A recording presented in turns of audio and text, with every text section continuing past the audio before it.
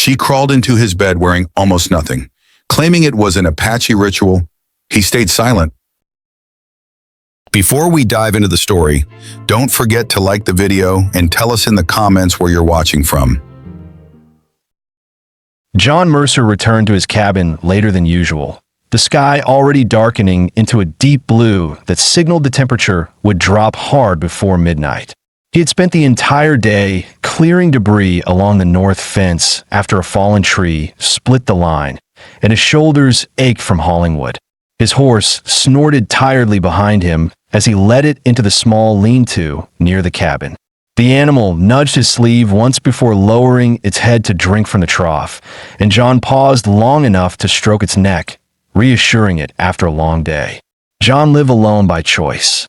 At 38, he had come to accept that the quiet worked better for him than conversation ever had. Years ago, when he worked as a scout for the Territorial Patrol, he made a single mistake during a raid, one he never spoke about, that cost innocent lives. Since then, he avoided people when possible, believing he protected them best by staying away. His only mission now was simple: keep his land maintained, stay out of trouble, and avoid situations that demanded more from him than he was prepared to give. He stepped into the cabin, expecting the same stillness he returned to every night. The lantern on the table burned with a low flame, casting thin light across the floor. He closed the door behind him, brushing snow from his coat, already thinking about warming water for coffee before sleep.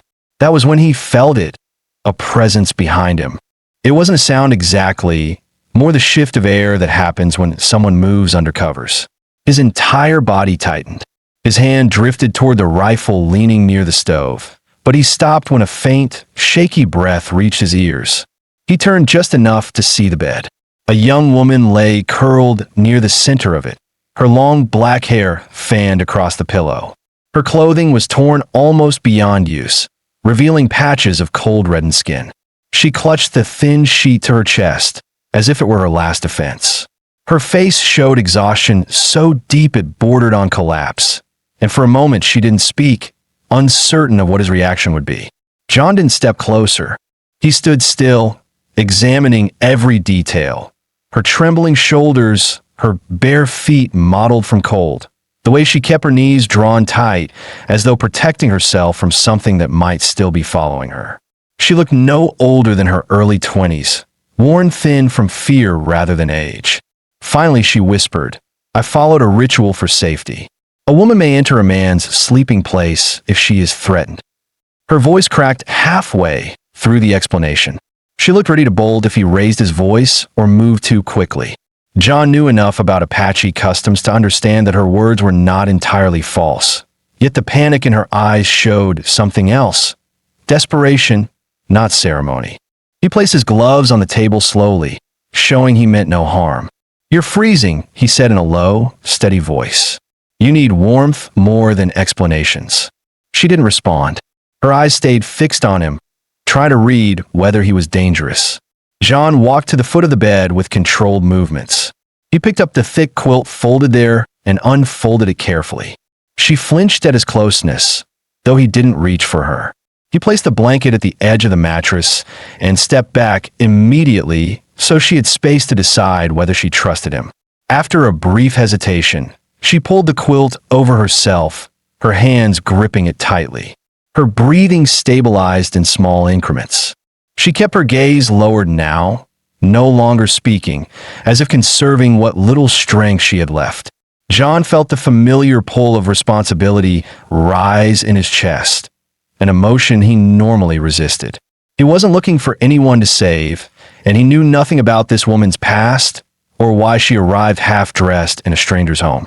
Yet leaving her outside would have been the same mistake he made once before, and he couldn't repeat it. He dragged the wooden chair near the stove and sat facing the firebox, making sure she could see his back rather than his face. It was the only way he knew to tell her she had nothing to fear from him. He listened to her breathing shift from short, frantic bursts in his slow, uneven sighs as the warmth began to reach her. Minutes turned into hours.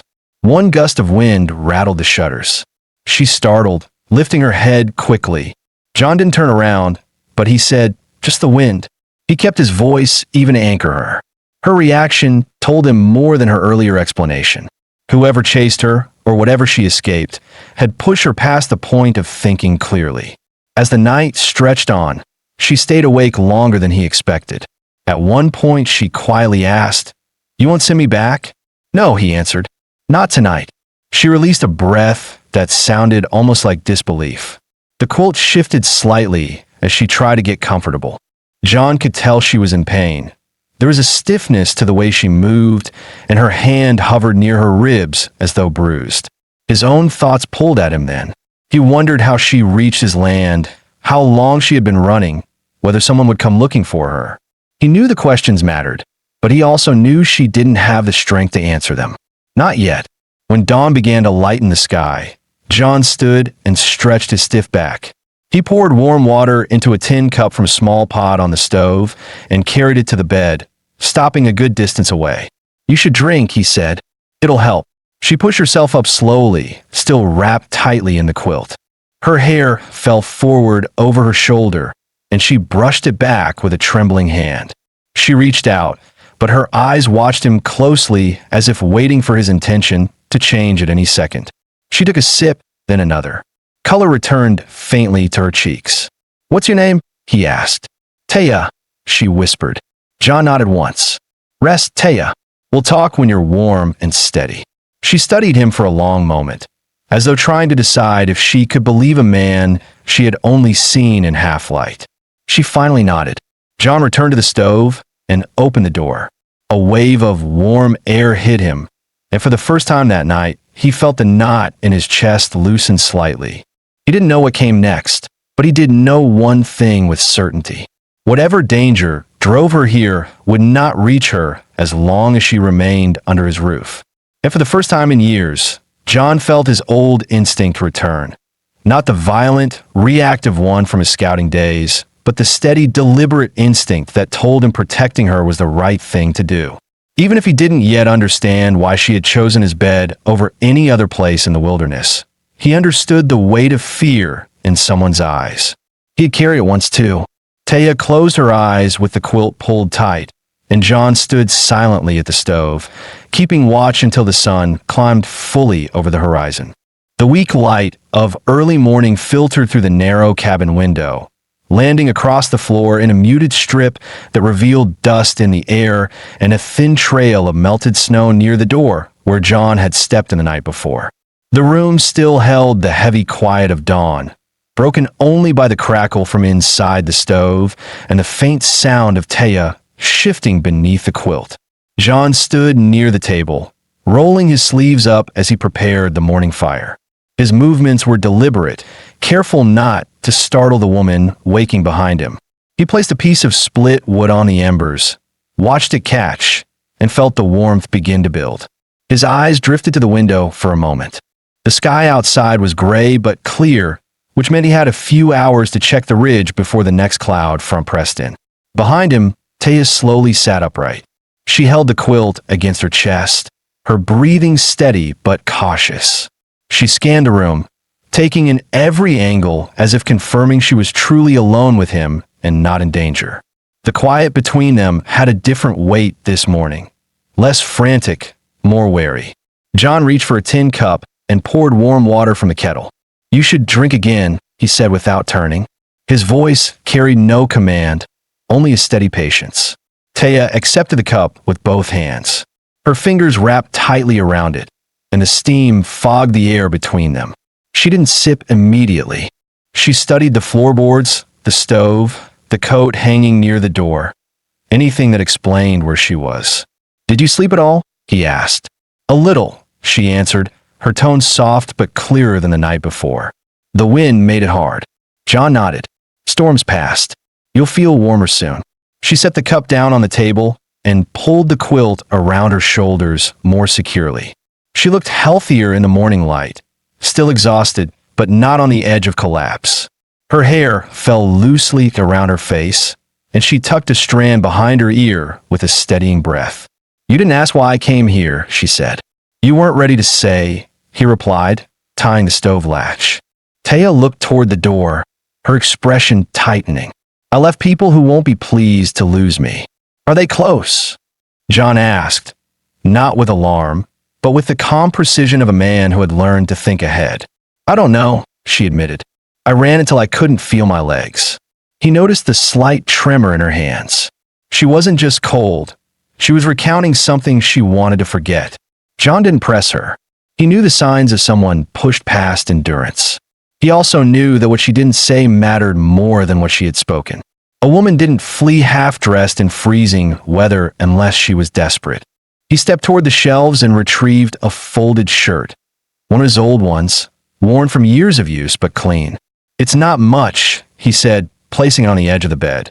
But it will help until we fix something better. Taya hesitated. Accepting clothing from a man could mean many things in her world. But John's eyes stayed steady, giving no indication of expectation. She reached for the shirt with slow fingers and clutched it to her chest. Thank you, she said quietly. While she changed behind the hanging blanket near the corner, John stepped outside to give her privacy. The cold hit him sharply, the kind that stiffened hands even through gloves. He scanned the tree line, listening for movement. Nothing but the wind in the pines. He took a few steps to check the trough and noticed faint prints near the edge, older than last night's storm, but enough to remind him that someone had passed through recently. He filed the detail away without comment. When he returned, Taya was standing near the stove, John's shirt hanging loosely over her frame. She looked more composed, though she avoided his gaze. She had arranged the quilt neatly on the bed, an unspoken effort to show respect for his space. You should eat something, he said, gesturing to the small loaf of cornbread on the table. She broke off a small piece and forced herself to chew. The food steadied her, but her eyes stayed distant. John watched her for a moment, weighing his next words. Only to check the ridge soon. It's the only way to know if anyone followed you. Her breath caught slightly. You'll leave me alone? Not for long, he assured. If there's danger, I want to know early. Taya stepped closer, uncertainty written plainly on her face. If you see tracks, what will you do? John tightened the strap on his gear. Come back. That's all. Her shoulders lowered a fraction. Relief, thin but real, crossed her features. She moved to the window while he prepared his horse. Her hand rested lightly on the frame, and for the first time she allowed herself to look beyond the fear, toward the land, the sky, and the man who had offered her shelter without asking anything in return. Before he stepped out, John paused at the door. You'll be safe here. Lock the door behind me and keep the stove warm. She nodded. I'll wait. John closed the door gently, leaving her in the quiet glow of the cabin, the place that had become her refuge for reasons neither of them had spoken aloud yet. The morning carried a strange new steadiness, fragile, untested, but present. And as he walked into the cold, Taya watched him from the window, her fingers pressed lightly against the glass, knowing that whatever happened next would shape the life she had no choice but to rebuild. Warmth filled the cabin slowly that morning, spreading from the stove outward as Taya moved through the small space with careful steps. She kept her hands close to her body, still unsure what she was allowed to touch, yet determined not to sit idle. The shirt John had given her hung long on her frame, brushing against her thighs when she walked. Each movement revealed how she was testing the boundaries of this unfamiliar safety. John returned from the ridge after nearly an hour, brushing dirt from his boots as he stepped through the door. He didn't announce himself. He simply set his hat on the peg and let the quiet settle. Taya looked up from the floor where she'd been arranging the few tools she had found scattered near the trunk. She straightened immediately, worried she had overstepped. You can leave those, John said, placing his gloves on the table. I'll sort them later. I wanted to make the space tidy, she replied, her voice steady but cautious. It's fine, he answered, with no irritation, only simple acknowledgement. Do whatever helps you feel settled. The permission surprised her. She nodded, keeping her gaze low. John removed his coat and stepped toward the basin, splashing cold water over his hands and face. The sting of it sharpened his thoughts. He had seen faint signs along the ridge, broken brush, shallow impressions in the dirt, but nothing fresh enough to mean immediate danger.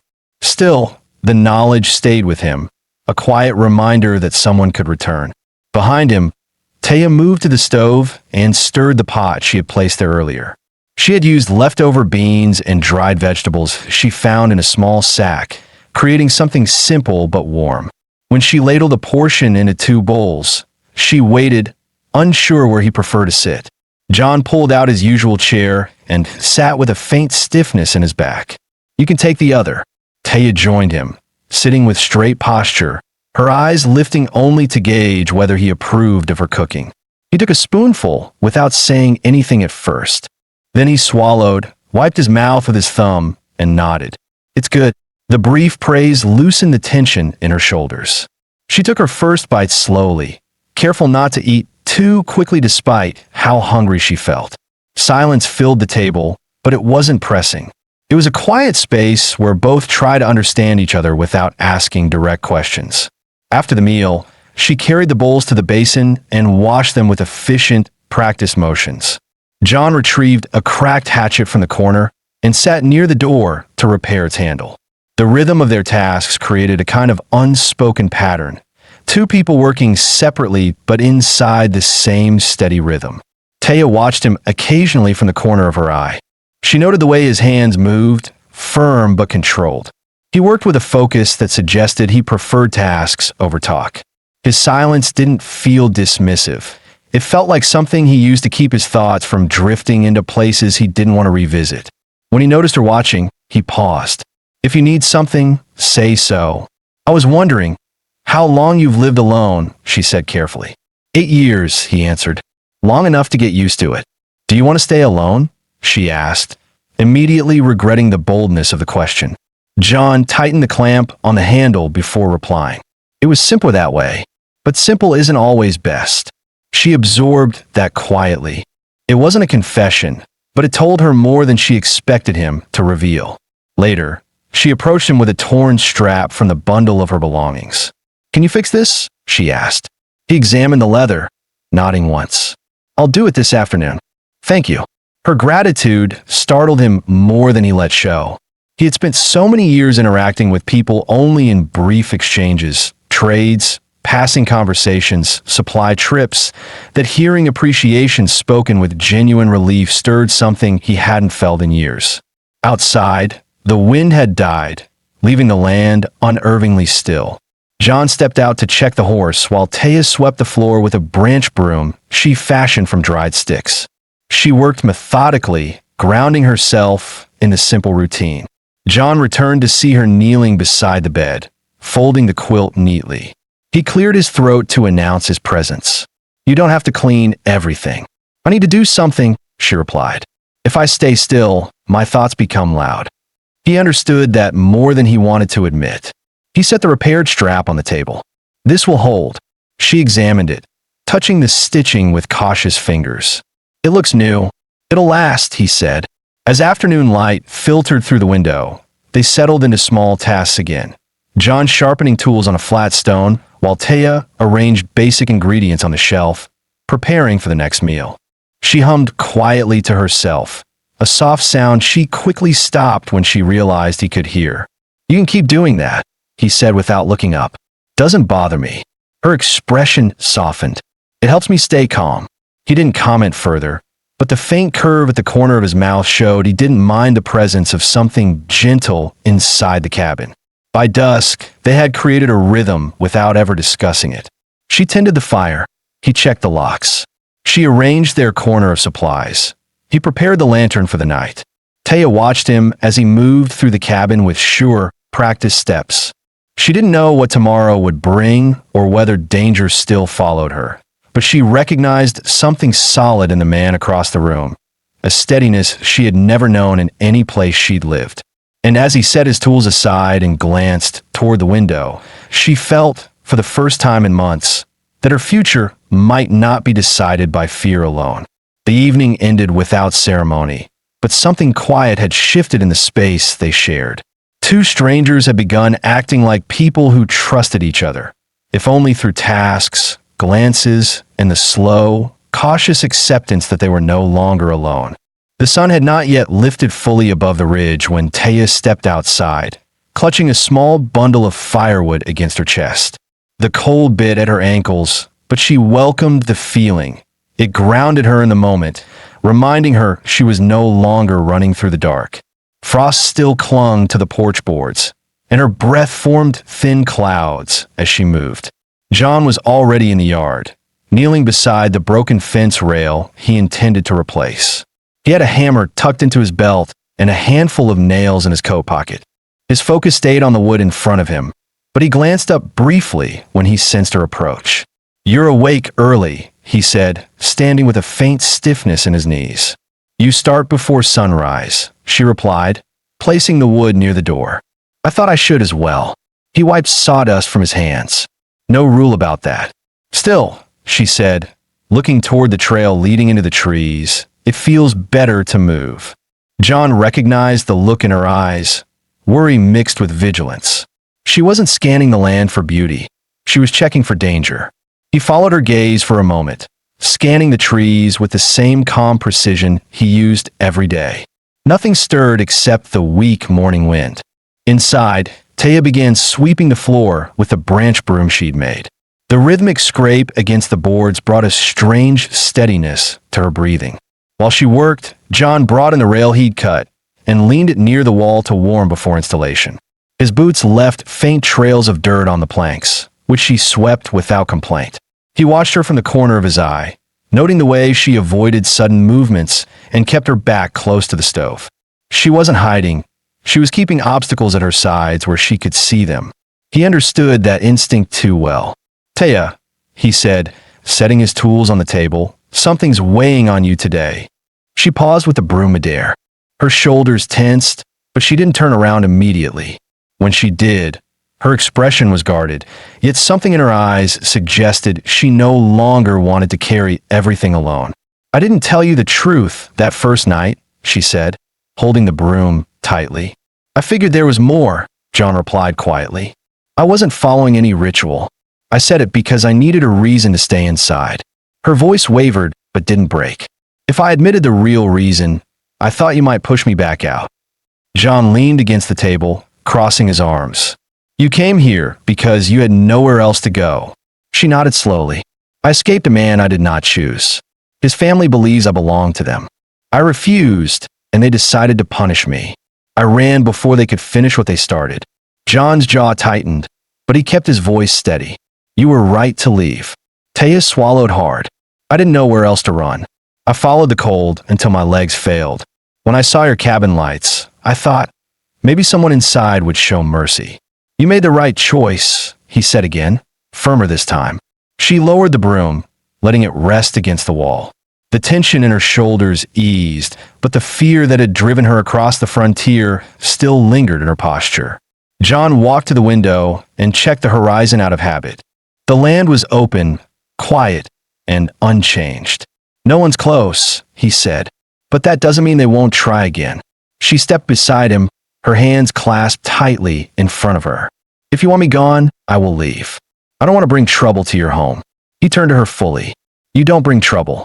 Trouble comes from men who can't accept a woman's decisions."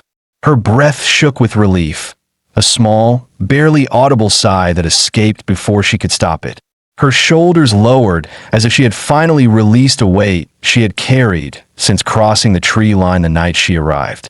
After a moment of silence, she whispered, "I don't know how to repay you." "You don't owe me anything," John answered. "Just keep yourself warm and eat." "That's enough." She nodded. It wasn't gratitude that softened her expression. It was the rare feeling of being believed without question.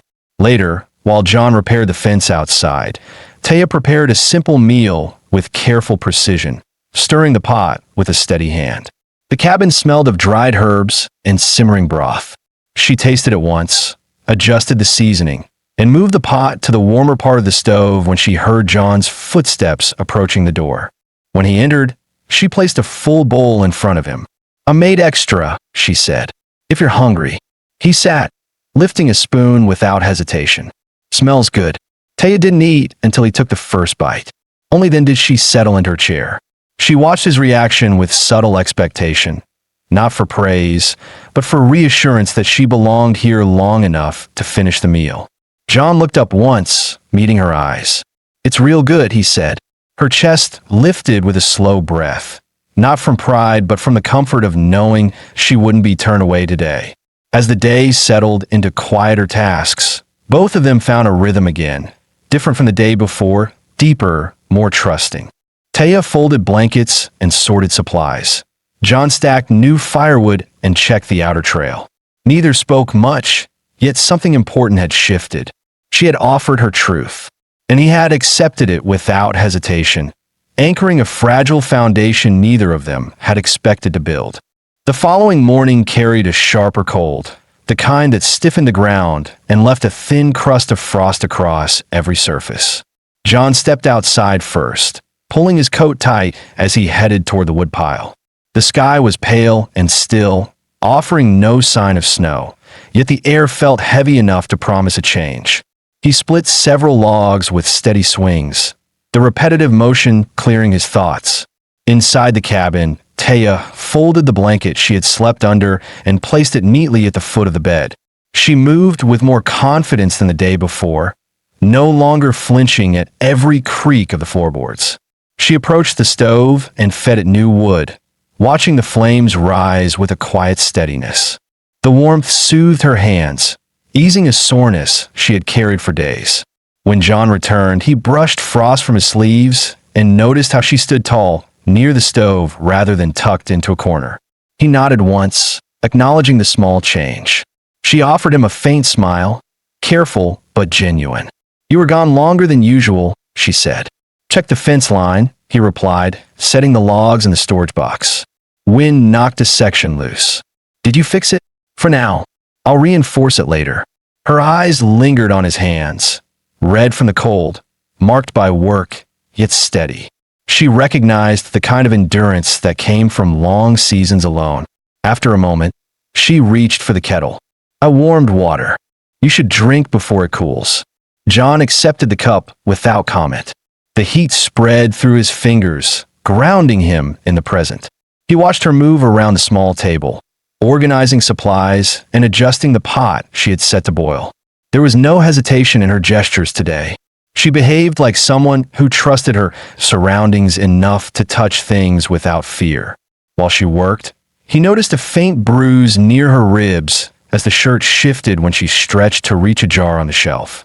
Her breath hitched briefly, and she placed a hand over the tender spot. John set the cup down, his gaze sharpening. "You're hurting," he said. "It's fading," she murmured, lowering her arm. "It happened when I ran. You should rest when it aches." "I can rest later," she replied. "I need to be useful now." John studied her face, firm jaw, steady eyes, a hint of stubborn pride. He recognized someone who would rather work through pain than sit with her thoughts. He didn't press further. They ate a simple breakfast in silence, each bite measured. The quiet wasn't strained. It felt like a shared pause before the day settled into motion. When the dishes were washed, Taya stepped outside with him. She wrapped her arms around herself, watching a flock of dark birds circle over the valley before drifting away. "This place is quiet," she said softly. "Different from anywhere I've lived." John adjusted the saddle straps on his horse. "Quiet helps. For you?" "For most people," he replied. "Noise makes decisions harder." She looked at him, then truly looked, seeing not just a rancher, but a man who had built his life around order, careful choices, and routines that gave him control over the past he never spoke about. Taya moved closer, her steps slow. "You don't ask many questions. You answer when you're ready," he said, tightening the final strap. A breath escaped her, steady, relieved. It was the first time she allowed herself to simply stand beside him without holding her arms tight or glancing over her shoulder. Later, she positioned herself beside the trough, cleaning old buckets with a rag she dampened in fresh water. John repaired the railing nearby, glancing at her periodically. She caught him once, and he didn't look away. A brief exchange passed between them, quiet understanding,